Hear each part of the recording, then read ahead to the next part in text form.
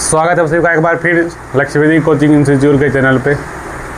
जैसा कि हम लोग पिछले क्लास में पढ़ रहे थे डिस्टेंस और डिस्प्लेसमेंट, दूरी और विस्थापन, उसका हम एक क्लास आपको करवा चुके हैं जिसमें कई सारा बेसिक बात आपको बताए थे। अगर जो बच्चा उस वीडियो को नहीं देखे हैं तो एक बार जाकर आप उनको देख लीजिए, फिर आप ये क्लास कीजिएगा तो आपको पूरा समझ में आएगा। ठीक है, तो चलिए ज़्यादा समय बर्बाद नहीं करते हुए हम लोग डायरेक्ट पढ़ने पे आते हैं। तो आज जो है दूसरा क्लास है ना, जैसा कि आपको पता है क्लास 9th में है, क्या बताइए, क्लास 9th में है डिस्टेंस और डिस्प्लेसमेंट। आज हम लोग जानने वाले हैं दूरी और विस्थापन हम पढ़ा रहे हैं। हम पहले कर लिख देते हैं यहाँ पे, दूरी और विस्थापन। आज इसका दूसरा क्लास है।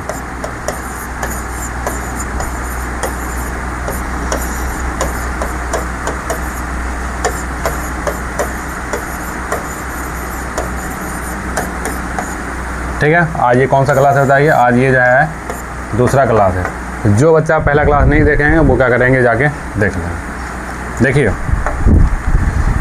पिछले क्लास में हम आपको एक होमवर्क दिए थे कि आपको क्या करना है कि 1 से लेके 30 तक, है ना, 1 से लेके 30 तक आपको क्या करना है, स्क्वायर याद कर लेना है। अब हम ये क्यों बोले थे ये आज आपको पता चलेगा। हम पहले बोल चुके हैं कि ये जो क्लास है पूरा बेसिक क्लास है और उस बच्चे के लिए क्लास है जिसको जीरो समझ में आ रहा है। ठीक है, तो कोई भी बच्चे जब ये क्लास आप देख रहे होंगे तो आपको जीरो से लेके पूरा हाई लेवल तक आपका पूरा क्लियर हो जाएगा, कोई समस्या नहीं है। तो सबसे पहले पेशेंस बना के देखिएगा, है ना। हम एक एक बात बेसिक क्लियर है, मतलब ये किसी को नहीं लगेगा कि हमको एक का स्क्वायर आ रहा है तो हम नहीं देखेंगे, तो ये बाकी आप पे डिसाइड करता है। जैसे कि 1 का स्क्वायर क्या होता है बताइए, 1, 2 का स्क्वायर क्या बताइए, 4, उसी तरह से 3 का स्क्वायर क्या होता है बताइए, 9। इसी प्रकार से हमें क्या करना था कि 30 तक जो है ना हमें क्या करना बताइए, याद करना था। जो बच्चा याद कर लिए हैं वो बहुत अच्छा काम किए, है ना। जो नहीं याद किए आपको याद करना चाहिए। जैसे अभी यहाँ पे काम आ जाएगा कि आपको बताना पड़ जाएगा कि मान लीजिए कि 15 का स्क्वायर क्या होता है, तो आपको नहीं याद रहेगा तो आप क्या कीजिएगा, आप जाके कीजिएगा 15 × 15, फिर आप क्या कीजिएगा ऐसे गुना कीजिए, तो इसमें आपका ज़्यादा समय खराब होगा। तो आपको कोशिश करना है कि एक बार हम जो क्या करें कि स्क्वायर को याद कर लें। अच्छा आइडिया है ना। चलिए, तो हम उम्मीद करते हैं कि आप सब लोग याद करके आए होंगे और हम आगे बढ़ रहे हैं। तो जैसा कि पिछले क्लास हम लोग पढ़े थे कि हाउ टू फाइंड डिस्प्लेसमेंट।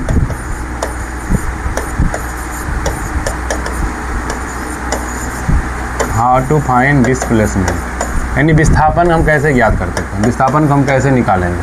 हम पिछले क्लास में हम ये पढ़े थे। तो आपको हम बताए थे एक समकोण त्रिभुज के बारे में कि पाइथागोरस प्रमेय का इस्तेमाल करके हम लोग क्या करते हैं, विस्थापन को निकालते हैं। अब आपके मन में आ रहा होगा कि पाइथागोरस प्रमेय क्या है, हम बता भी चुके हैं। एक बार हम वहीं से फिर से शुरू करते हैं। तो पाइथागोरस प्रमेय क्या होता है।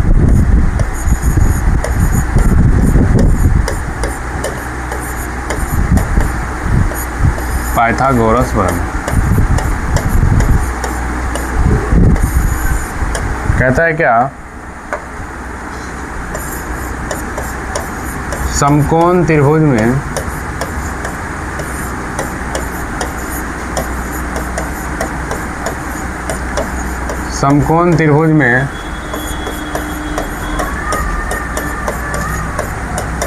कर्ण का वर्ग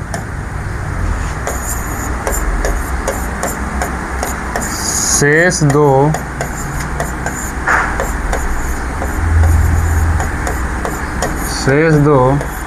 भुजाओं के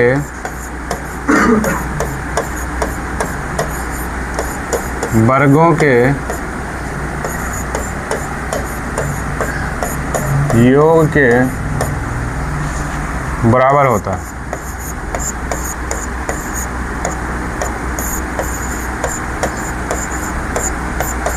ठीक है, अब देखिए इसमें ये कहा जा रहा है कि अगर मान लीजिए कि एक समकोण त्रिभुज है।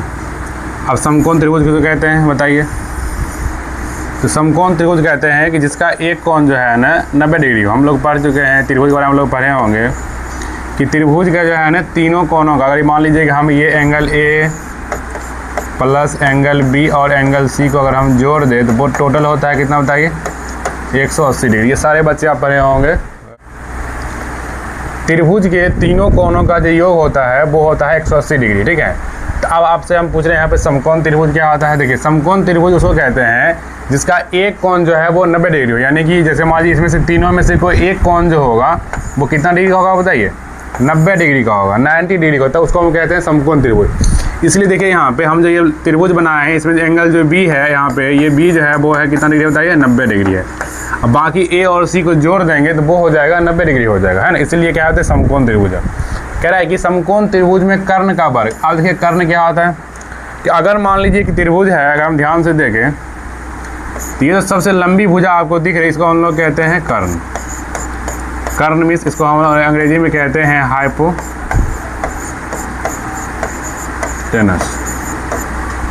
ये आपको लंबा ऐसा दिख रहा है ये, इसको हम लोग कहते हैं लंब, है ना। इसको हम लोग अंग्रेजी में कहते हैं परपेंडिकुलर। परपेंडिकुलर। ये जो आपको दिख रहा है इसको हम लोग कहते हैं आधार, इसको हम लोग अंग्रेजी में कहते हैं बेस।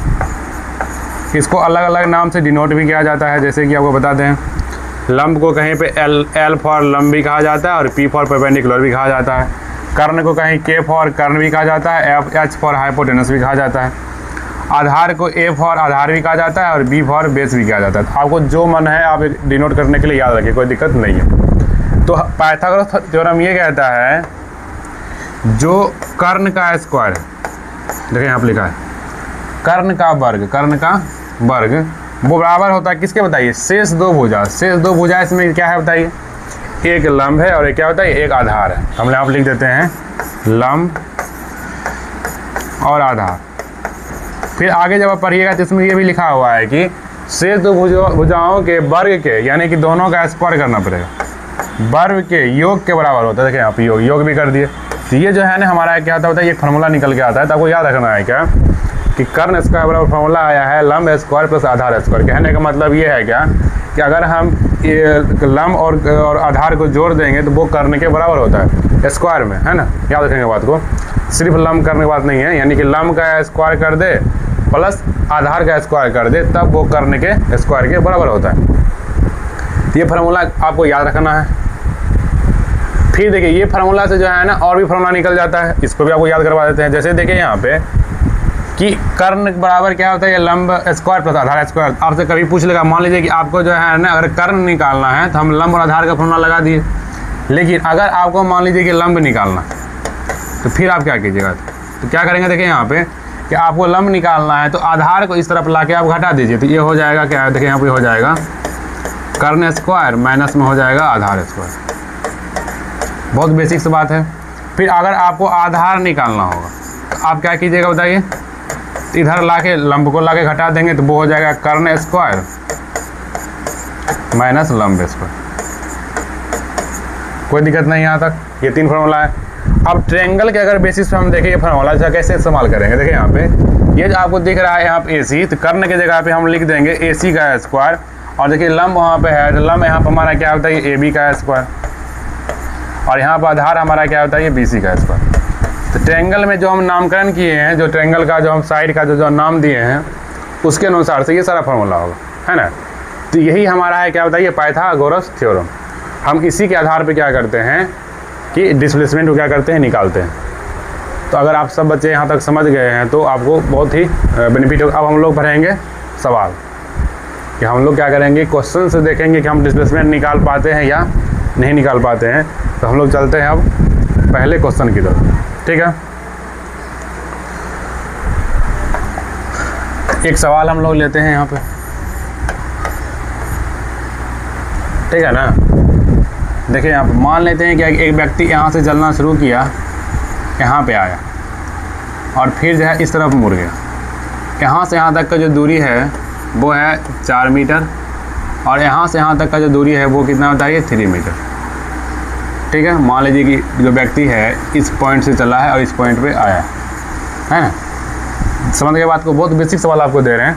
तो आपको क्या करना है कि इस व्यक्ति के द्वारा तय किया गया आपको दूरी बताना है। दूसरा जो है आपको क्या करना है बताइए, विस्थापन बताना है ना। डिस्टेंस और डिस्प्लेसमेंट क्या करना बताइए, बताना। अब इसको आप कैसे बनाइएगा एक बार देखिए।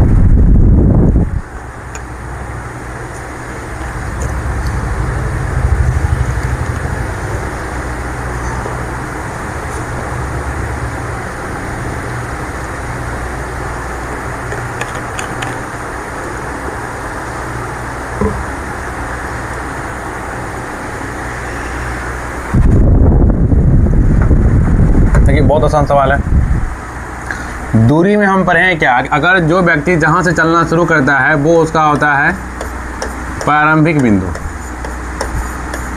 देखिए कितना भी आप कॉन्सेप्ट पढ़ लीजिएगा ना, जब तक आप सवाल प्रैक्टिस नहीं कीजिएगा, यानी क्वेश्चन नहीं बनाइएगा, आप अपनी भाषा में कह लीजिए न्यूमेरिकल नहीं बनाइएगा, अगर हम फिक्स बात करें तो तब तक आपका जो है ना कॉन्सेप्ट और ज़्यादा क्लियर नहीं होगा।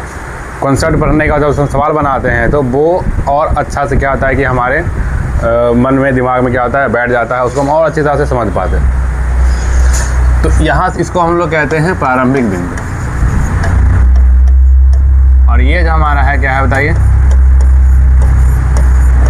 अंतिम बिंदु, जहाँ हम लोग ख़त्म करते हैं। देखिए बी पे वो क्या किया बताइए, ख़त्म किया। और इंग्लिश में देखेंगे तो हम लोग बता चुके हैं आपको, इसको हम लोग कहते हैं इनिशियल पॉइंट और इसको हम लोग कहते हैं फाइनल पॉइंट। अब दूरी की परिभाषा के अनुसार से कहता है क्या कि एक व्यक्ति जहाँ से चलना शुरू करता है वो जहाँ जहाँ जाएगा वो सारा काउंट होगा। जैसे कि ये व्यक्ति देखिए यहाँ पे अगर हमें दूरी निकालना है तो हम क्या देख रहे हैं कि ये व्यक्ति जो है ए से चल के पहले कहाँ गया बताइए। देखिए हमारे यहाँ पे बी है तो मान सी है, ए से चल के पहले कहाँ गया बताइए, सी पे गया है, और सी से फिर कहाँ गया बताइए, बी पे गया है। तो देखिए सी बी। अब दोनों का जो है ना दूरी हमें दिया हुआ है, ए से लेके सी तक जो है वो कितना बताइए, वो 4 मीटर है, और सी से लेके बी तक कितना बताइए 3 मीटर है। तो ये हमारे पास हो गया 7 मीटर। बहुत बेसिक बात है। तो ये हमारा जो है ना दूरी निकल चुका। लेकिन अब हमें विस्थापन निकालने के लिए कहा जाएगा। तो अब हम क्या करेंगे, हमें निकालना है क्या बताइए, विस्थापन। अब आपको विस्थापन का परिभाषा पता होगा कि वो कहता है क्या कि प्रारंभिक बिंदु और अंतिम बिंदु जैसे ए से लेके बी तक, इसके बीच में जो सबसे छोटा दूरी होगा उसको हम लोग कहते हैं विस्थापन। तो ए से बी से लेके बीच में सबसे छोटा दूरी जो होगा देखिए ये है ना। अब अगर ध्यान से देखिए, अगर इसको हम मान लें कि ये 90 डिग्री है तो ये हो गया कौन, ये हो गया हमारा क्या बताइए, ये हमारा हो गया समकोण त्रिभुज। तो पाइथागोरस समकोण त्रिभुज हो गया। आप पाइथागोरस थ्योरम के अनुसार से देखें, प्रमेय के अनुसार देखें तो ये हमारा हो चुका है क्या बताइए, कर्ण। ये हमारा हो चुका है बताइए लंब, और ये हमारा हो चुका है बताइए आधार। अब देखिए कितना समझ में आ रहा होगा आपको आराम से। अब क्या करेंगे बताइए हम यहाँ, तो हमें निकालना क्या बताइए, हमें निकालना है विस्थापन, यानी कि हमें निकालना है कर्ण। और कर्ण का नाम यहाँ पर क्या होता है, ए बी है ना। तो ए बी के लिए फॉर्मूला होता है ए बी स्क्वायर बराबर क्या होता है बताइए, ए सी स्क्वायर प्लस क्या आ जाएगा बताइए, बी सी स्क्वायर। क्योंकि विस्थापन जो है ना वो सबसे छोटा दूरी होता है किसके बीच में, अंतिम बिंदु और प्रारंभिक बिंदु और अंतिम बिंदु के बीच में। और हमें ए बी निकालना है। देखिए यहाँ पे ए सी का वैल्यू कितना दिया है बताइए, वो दिया है 4, तो 4 का स्क्वायर। बी सी का वैल्यू कितना दिया है बताइए, वो दिया हुआ 3, तो 3 का स्क्वायर। 4 का स्क्वायर कितना होता है, ये 16, ये क्या होता है बताइए 9, यानी ए बी स्क्वायर जो आ गया अभी हमारे पास ये है। अब ध्यान से देखें तो ये दोनों को जोड़ेंगे तो हमारे पास हो जाएगा कितना बताइए 25, और यहाँ पे क्या होता है ए बी स्क्वायर। इस स्क्वायर का इधर ले जाएंगे तो क्या हो जाएगा, तो ये हो जाएगा √25 है ना। और √25 का जो वैल्यू होता है वो होता है 5 मीटर। तो यानी कि अब देखिए क्या कि दूरी हमारे पास जो निकल कर आया है, दूरी वो आया है वो आया है 7 मीटर। जो विस्थापन आया है वो कितना आता है, वो आया है 5 मीटर। देखिए हमेशा हम बोले थे कि दूरी जो होगा विस्थापन से या तो बड़ा होगा या तो बराबर होगा, है ना। देखिए यहाँ पे दूरी बड़ा है और विस्थापन क्या होता है, ये छोटा है। तो चलिए ये आपको समझ में आ गया, बहुत बेसिक सवाल था।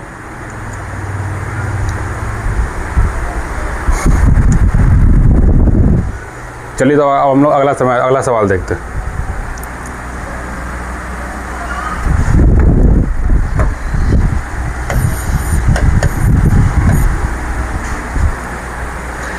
सवाल आपको समझ में आ गया होगा, और कोई दिक्कत होगा तो बताइएगा, हम उसको फिर से बताने का प्रयास करेंगे। अब हम आगे वाला सवाल देखते हैं। कोई बच्चा ये भी लग रहा होगा सवाल सर बहुत आसान सवाल बता रहे हैं, तो ऐसा कोई बात नहीं है। अब देखिए कि जैसे आपको हम बताते हैं, आप सबको पता होगा डायरेक्शन मतलब दिशा। जैसे अगर हम जहाँ खड़ा हैं, अगर हम बीच में एक पॉइंट बना दें, अगर मान लीजिए अगर हम नीचे की तरफ आएंगे तो ये हमारा क्या होता है, ये दक्षिण, जिसको अंग्रेजी हमको लोग कहते हैं साउथ, है ना। फिर दक्षिण के जो ऊपर में होता है वो होता है उत्तर, इसको हम लोग कहते हैं नॉर्थ। इस तरफ अगर हम देखेंगे तो ये जो है पश्चिम, जिसको हम लोग कहते हैं वेस्ट। और इस तरफ अगर हम आए तो हम इसको हम लोग कहते हैं पूरब। तब ना पता चलेगा कि सूर्य पूरब में उगता है और पश्चिम में डूबता है ना। अगर मान लीजिए कि यहाँ पर अगर बिहार है तो बिहार के चौथी वो याद होगा, तो उत्तर में नेपाल है हमारे पास, है ना, याद रहेगा आपको। तो ये सब तो क्या करना है कि आपको याद रखना है। तो ये डायरेक्शन है। मान लीजिए अगर आप यहाँ खड़े हैं तो इधर आपके पश्चिम है, इधर उत्तर है, इधर दक्षिण है, इधर क्या होता है, ये पूरब है। तो आपको ये क्यों बता रहे हैं हम, ये अभी जस्ट काम में आएगा, है ना, इसलिए बता रहे हैं। अब देखिए हम लोग इसको क्या करेंगे, एक सवाल लेंगे डायरेक्शन से संबंधित। देखिए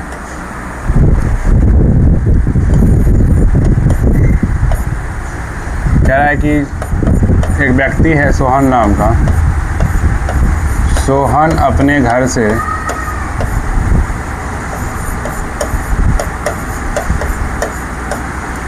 अपने घर से 12 किलोमीटर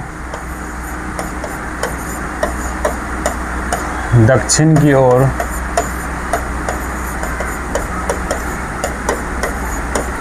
जाता है।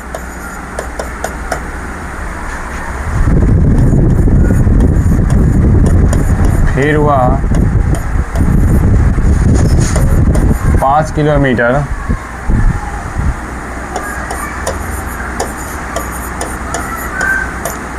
पश्चिम की ओर जाता है।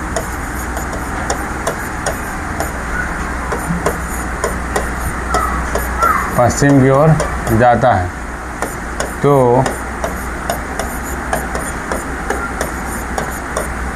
सोहन द्वारा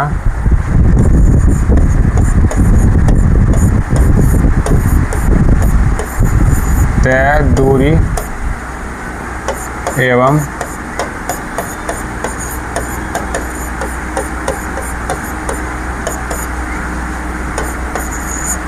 विस्थापन ज्ञात करें। देखिए सवाल कह रहा है कि सोहन अपने घर से 12 किलोमीटर दक्षिण की ओर जाता है, फिर वह 5 किलोमीटर पश्चिम की ओर जाता है। तो सोहन द्वारा तय दूरी एवं विस्थापन ज्ञात करें, है ना। अब इसको आप बना के देखिए बनता है क्या। हम एक मिनट रुक जाते हैं।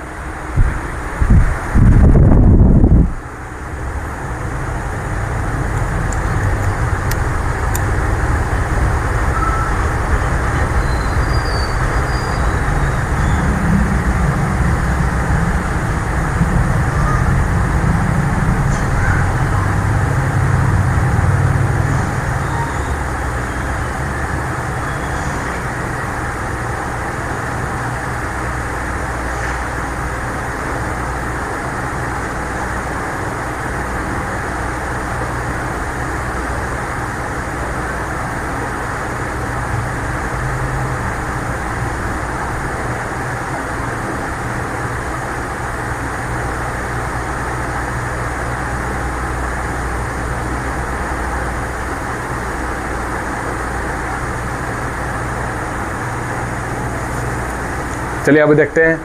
आप लोग प्रयास कर लिए होंगे। अब यहाँ पे देखिए सबसे पहले कह रहा है कि सोहन अपने घर से, मान लेते हैं कि सोहन का घर जो है वो यहाँ पे, ठीक है, मान लेते हैं कि यहाँ पे क्या होता है, सोहन का घर है। सोहन पहले कहाँ जाता है? सोहन दक्षिण तरफ, दक्षिण मान लीजिए अगर यहाँ पे घर है, दक्षिण कहाँ होता है? नीचे की तरफ होगा। मान लीजिए सोहन जो है यहाँ पे आया, ठीक है। यहाँ तक जो दूरी है वो है हमारा 12 किलोमीटर, कोई दिक्कत यहाँ तक। फिर कह रहा है कि फिर वह 5 किलोमीटर चलता है, कितना किधर चलता है? कि पश्चिम की तरफ, यानी पश्चिम इस तरफ चलेगा। तो सोहन इस बार चल रहा है 5 किलोमीटर, तो टेढ़ा हो गया, सोहन टेढ़ा घाय चलेगा। अरे भाई जो ठीक है ना।